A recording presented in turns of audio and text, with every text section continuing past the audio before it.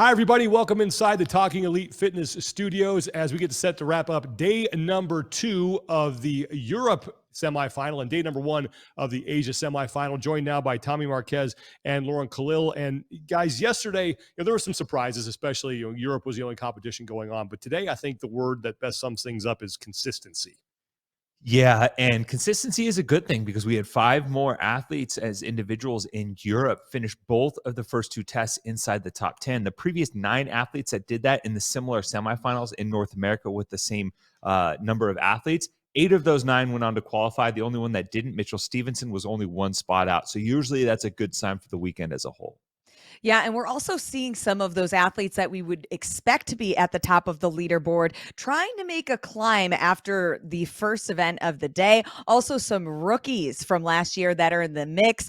A lot of points still left on the line, but it's fun first day of competition now that we have individuals in the mix with the teams. Let's jump right into it and send things across the Atlantic to the man who is taking things in firsthand. That's Brian Friend. He's here with his top moment and his big winner of day number 1 for the individuals in Europe. Thank you, Sean. Great day 2 out here in Berlin. Had the teams, had the women, but I'm going to feature the men today. First of all, standout performance of the day has got to go to Jonne Koski.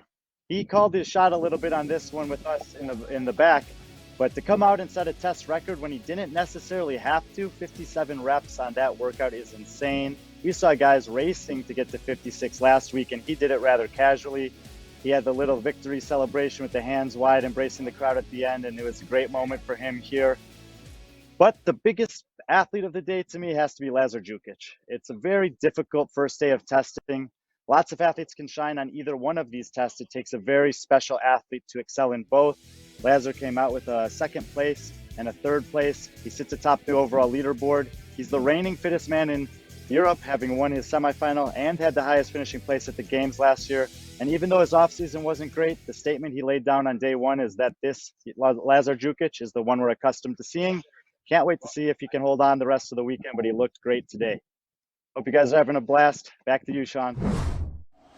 Thank you so much, Brian. Really appreciate it. Let's get to test number 1 for the men, since Brian did such a great job of summarizing test number 2. And this is the one that had the bikes, the ski, the run, and then in between all those movements, you had the 225-pound sled pull. Now, Heinrich Happelainen took 9th earlier this year at Wadapalooza. He takes 3rd in this test, comes in with a time of 22:37.81.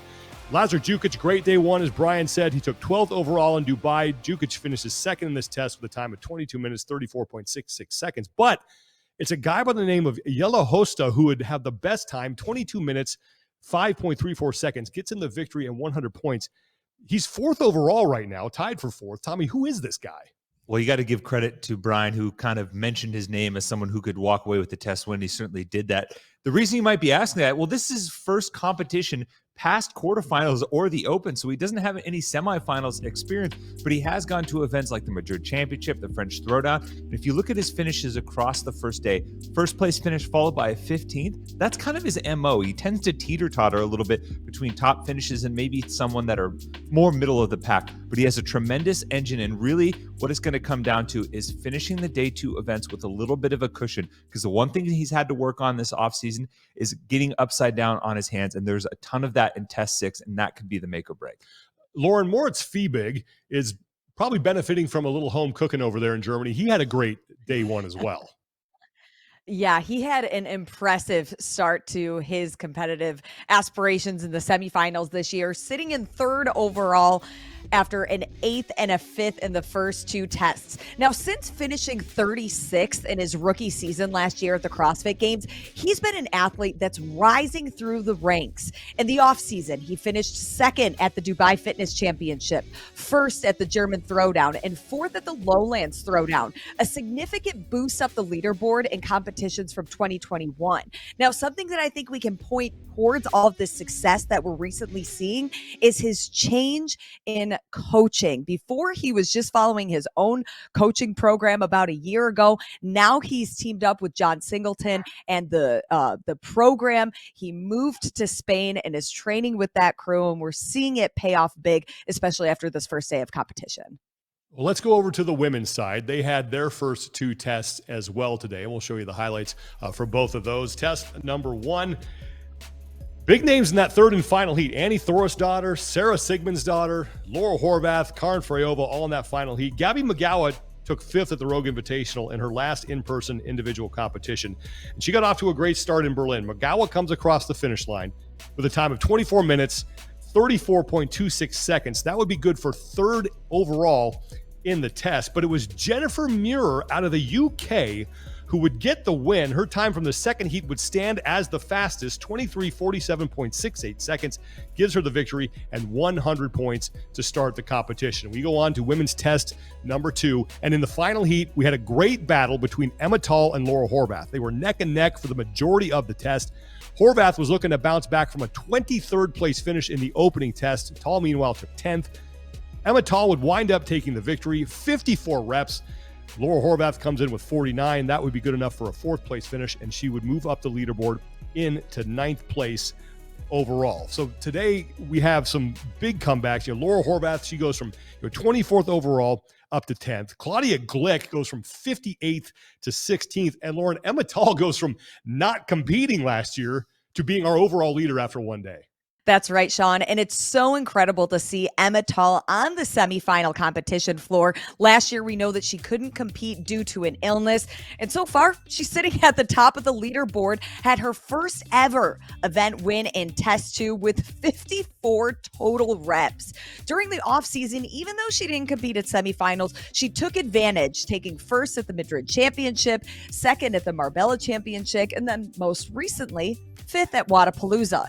Now, what I'm going to be keeping my eye on is how she fares in test 4 and 5. Those are probably going to be her biggest hurdles over the weekend. But ultimately, if she can manage to get through those 2 workouts, I think the rest of the weekend is going to fare pretty well for her.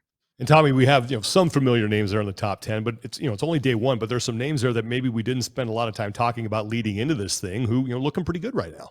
Yeah, we're always curious to see which rookies will show up big on that first day to maybe establish themselves in the hunt for the games ticket. But there's a couple here in particular, Madeline Persson, Ella Wunger.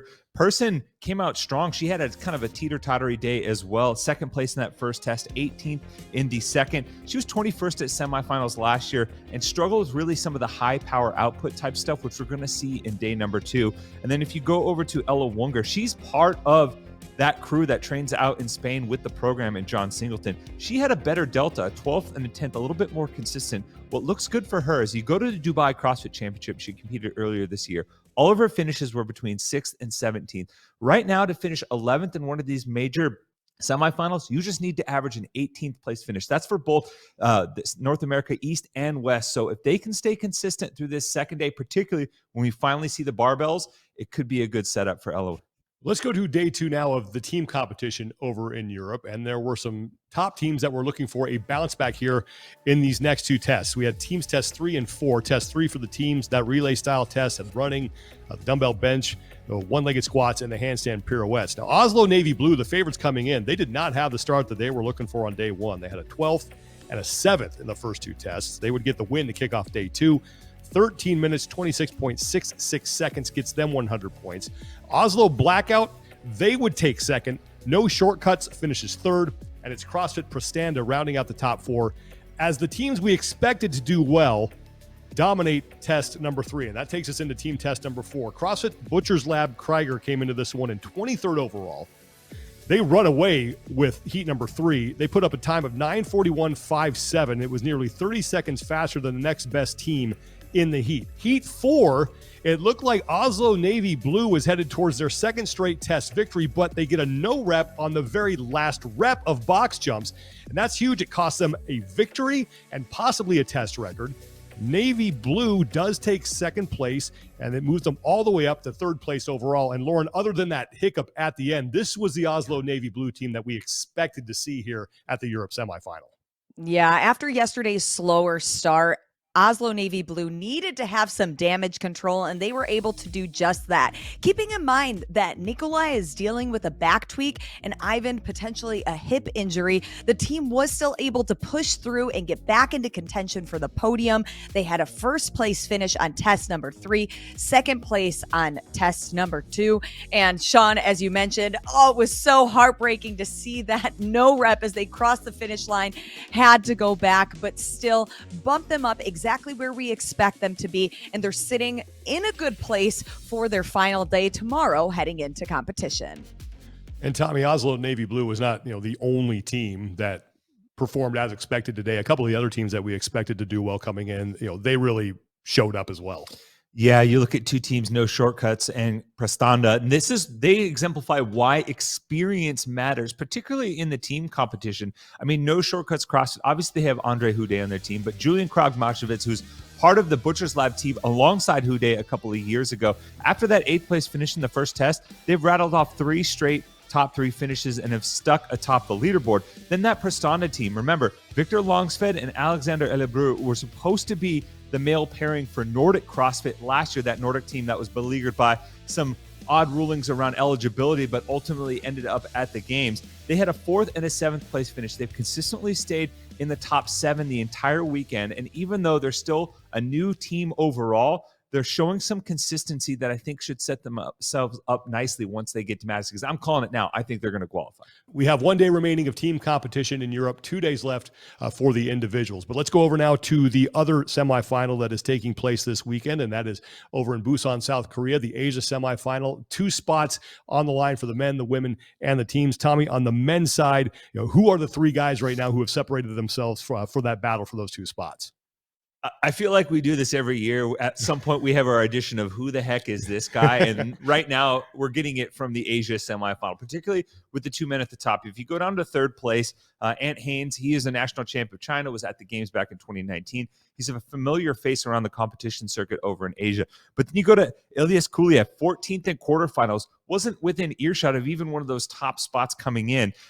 His best finish was the 2nd place in that 20-minute AMRAP that had a lot of machine work on the rower in quarterfinals. So maybe it was just this first day, particularly with that first test, was going to set up nicely for him. And then Kang Kyung Sung, he went from 18th to 6th the last 2 years at semifinals. So at the Asia Championships in 2021 to 6th last year at this same event. So starting to trend in that right direction. And more importantly, he's from CrossFit Limelight, that crew that has Daewon Jung and Sung Young Kim, 2 of the premier female athletes in the sport over there. So starting to build a little bit of an incubator that's showing some fruit at the top of the men's division. And Lauren, on the women's side, you talked yesterday about 2 of the women you expected to be battling for 2 of those spots. The woman in the lead right now is Anastasia Dodonova. What do we know about her? That's right, Sean. And somebody who we did expect to see towards the top of the leaderboard is Sahar Kaya, but ahead of her is Anastasia, 28 years old. She's only been CrossFitting since 2019. And what I want to focus on is how much she's improved over the course of the last 4 years. Back in 2019, she finished 4,100th overall in the Open. This year, 533rd. Something else to look into is the strength coach that she's now working with, Dmitry Klokov, who's also worked with Roman Krenikov. And looking ahead to tomorrow's programming, we're going to see those barbells. I'm excited to see what she can do with that. Should be a fun couple of days over the weekend at both Europe and at the Asia semifinals. Tomorrow, we will know the 10 teams that will be heading from Europe to the CrossFit Games. We'll find that out on Sunday for Asia. And then on Sunday, we will know the 11 men and 11 women and the 2 men and 2 women who will be heading from the respective semifinals to the CrossFit Games. So still a lot of action to come on these final 2 days of competition.